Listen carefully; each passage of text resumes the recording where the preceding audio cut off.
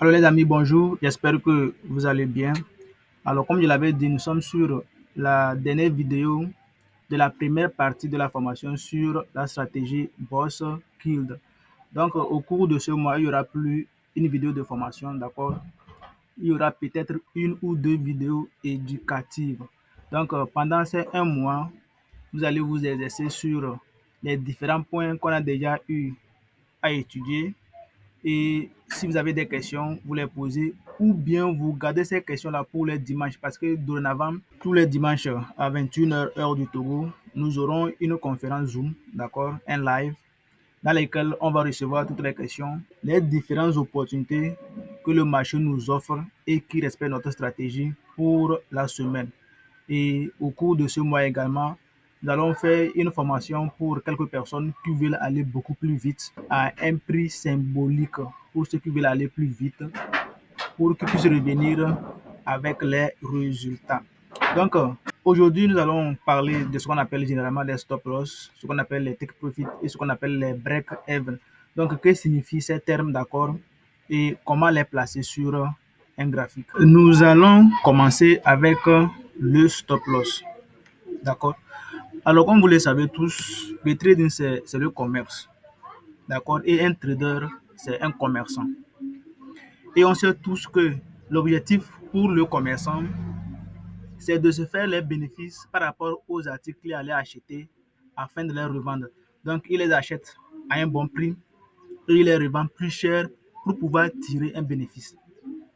Mais des fois, il arrive que lorsque, par exemple, un commerçant s'en va acheter peut-être une robe, il revient pour vendre cette même robe-là pour faire un bénéfice, il se rend compte qu'il y a beaucoup trop de cette robe-là qui est en train d'être vendue par d'autres commerçants. Les gens ne demandent plus assez de cette robe-là parce que ça abonde. Ou bien des fois, lorsqu'il est allé payer une robe et il est revenu sur place pour la revendre, il se rend compte qu'il y a d'autres marques d'actualité qui sont déjà sorties. Et donc, la robe que lui, il a payée là, c'est de l'ancienneté, c'est démodé. Il y a déjà les nouveautés sur le marché. Et quand ça arrive comme ça, il est fort probable que ce commerçant-là, au lieu qu'il fasse des profits, il va faire des pertes. Peut-être que la robe qu'il avait achetée à 1000 francs, il sera obligé de la revendre à 800 par exemple. Maintenant, si on revient sur le trading, le stop loss là, c'est la perte que le commerçant a subie. Donc, si je prends un exemple concret sur le marché, supposons que tu analyses un marché, tu l'as analysé, d'accord, et tu te dis que ce marché-là, il est à la baisse et tu commences par le vendre. Comme tu as vendu le marché, tu t'attends à ce que le marché continue par baisser pour que tu te fasses des profits.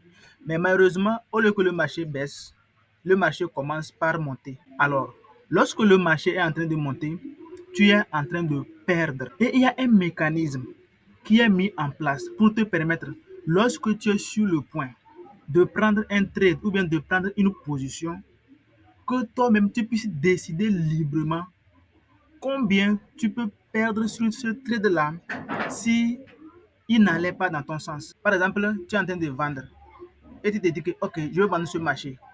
Mais s'il arrive que ce marché décide aller à la hausse, je veux perdre tel montant. Alors ce mécanisme-là, c'est lui qu'on appelle le stop loss. Et souvent, il est abrégé en SL. C'est le prix ou bien c'est le montant que tu décides de risquer sur ce trade-là. Et si ça se tournait mal, tu vas perdre ce trade même si tu n'es pas devant ton portable, même si tu n'es pas devant ton graphique. Quand tu vas revenir, tu vas voir que tu n'es plus dans le trade. Tu as perdu le trade, mais le montant que tu as décidé que tu vas perdre, si ça se passe mal, c'est ce montant-là que tu vas perdre. Vous voyez? Donc, ce mécanisme-là, c'est lui qu'on appelle le stop loss. Vous voyez?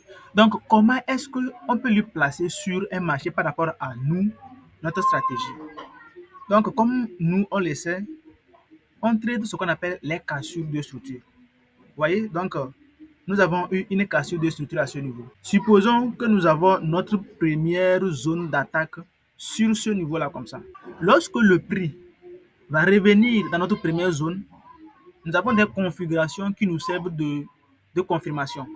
Alors, je prends ma configuration préférée.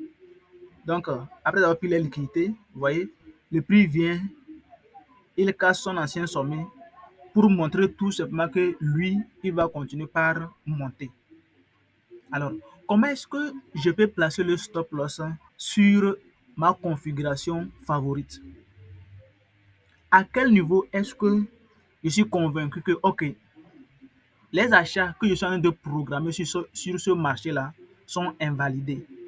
Donc, je vous avais dit que je peux rentrer direct ou bien je vais utiliser le FIBO. On prend d'abord le cas où j'utilise le FIBO. Alors, si j'ai utilisé le FIBO comme ça, nous sommes à la hausse, donc vous voyez. Donc, je dois placer mon stop loss en bas ici. C'est le niveau qui va invalider mon scénario d'achat.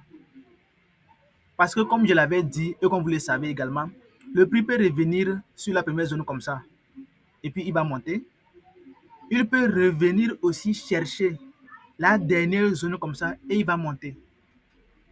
Mais si le prix vient et il casse cette dernière zone, ça veut dire que il y a des probabilités pour que le prix puisse baisser.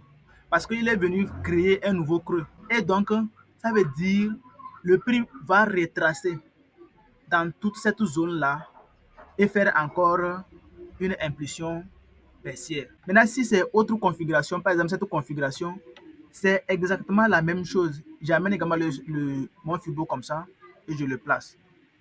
Et donc, le stop loss doit être placé quelque part ici pour que si le prix décide venir casser ce dernier creux là pour créer un nouveau creux, il a invalidé le scénario.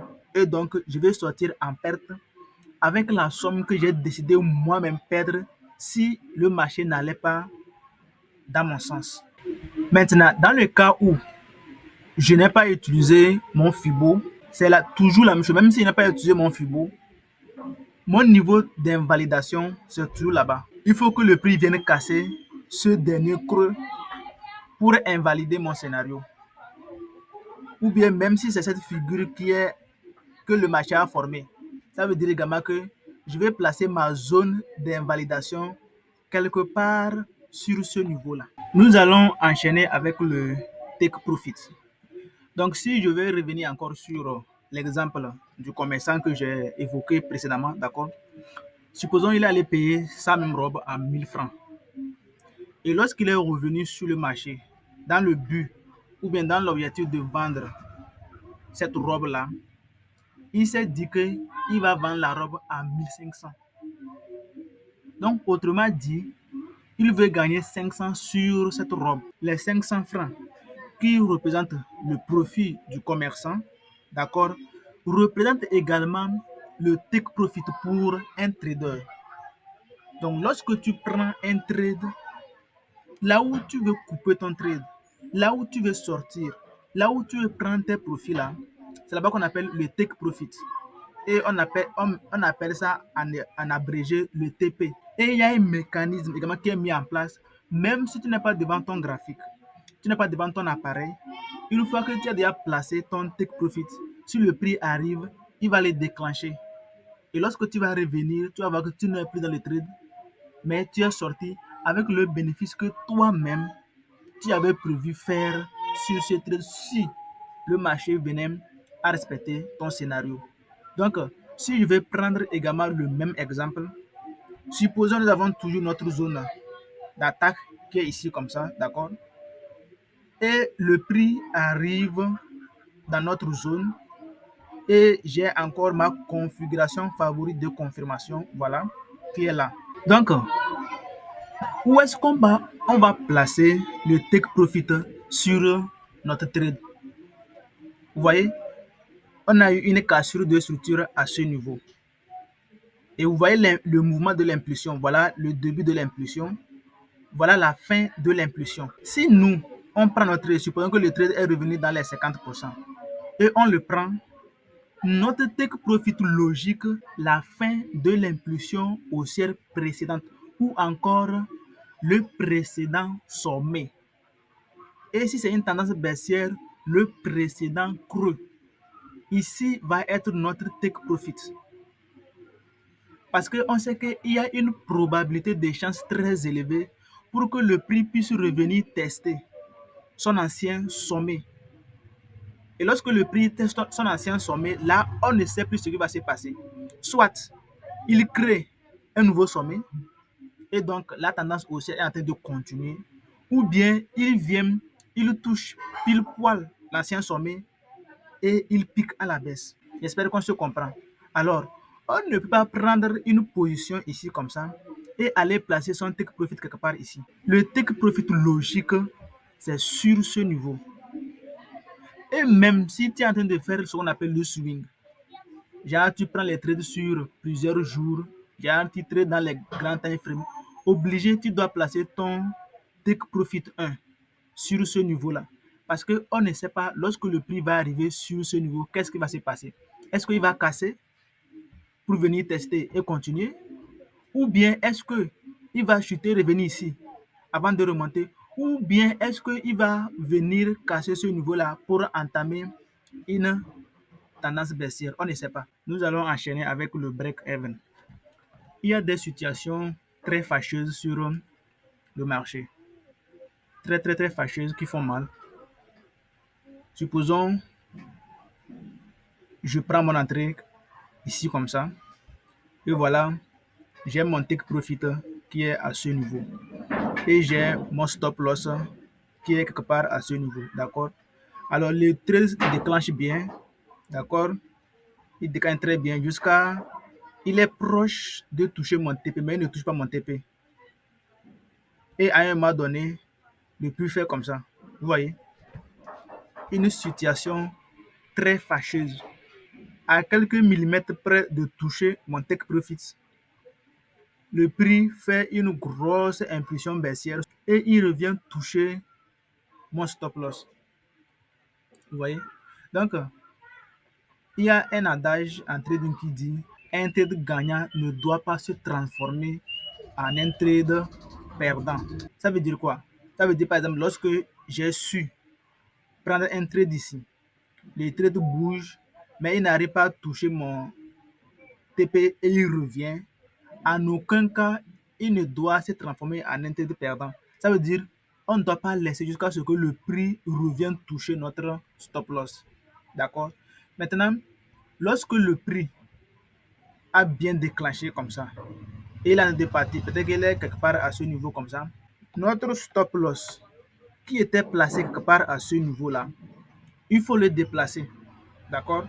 Il faut le déplacer pour venir le placer un peu au-dessus de votre entrée. Un peu au-dessus de l'endroit où j'ai pris l'entrée. Et lorsque je prends mon stop loss d'ici comme ça à ici comme ça, c'est ça qu'on appelle le break-even. Ça veut dire que tu as protégé tes positions, tu as protégé tes trades. Si le prix se retourne comme ça et il vient comme ça et il veut continuer par baisser, il va seulement toucher ton BE, tu sors, mais tu ne vas pas perdre de trade. Tu vas sortir peut-être avec un maigre bénéfice ou bien tu sors avec un zéro profit, zéro perte. C'est ça qu'on appelle le break-even. Donc, c'est pour éviter ces situations fâcheuses comme celle-ci. Le prix va décoller bien, il va, au lieu de toucher les take profit, il va juste heurter un peu la zone et puis il fait une grosse impulsion baissière pour venir chercher le stop loss. D'accord? Maintenant, le mécanisme qui va nous permettre de quitter du stop loss au BE, il est à déterminer par tous les traders. Et je parlais de moi, mon mécanisme lorsque je serai dans ce qu'on appelle la gestion des trades. Et cela, c'est dans la deuxième partie de la formation sur la stratégie Bosskill. Alors, je pense que nous sommes à la fin de la vidéo. Donc, les exemples, vous allez aller vous-même sur les graphiques pour les chercher. D'accord? Et exercez-vous. Et si vous avez des questions, comme je l'ai dit, vous me les posez ou bien vous attendez les lives de tous les dimanches pour pouvoir les évoquer. Alors, on est ensemble, on se dit à bientôt. Ciao, ciao.